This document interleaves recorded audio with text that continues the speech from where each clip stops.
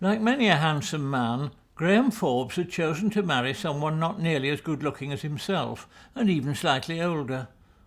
Chucked himself away, if you ask me, his mother said, which of course he didn't. Waste, waste, waste. I'm his mother, I'm good-looking. Naturally, one assumed he'd marry someone along the same lines. We've always been so close. My chum, she called him. My young man. We told each other everything, or I thought we did. Graham's father, having nothing to say, said nothing. I feel such a fool putting the announcement in the paper.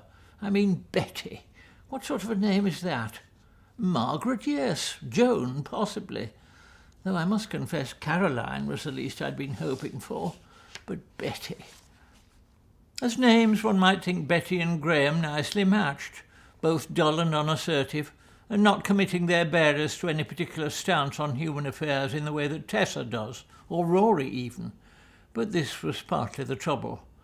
For though she could never admit it, Graham's mother blamed herself for calling him Graham in the first place. In the year since he was born, her sights had risen, and Graham was not nearly the classy name she'd once thought it. She wished now she could get rid of it as she got rid of the dark oak dining suite that belonged to the same period.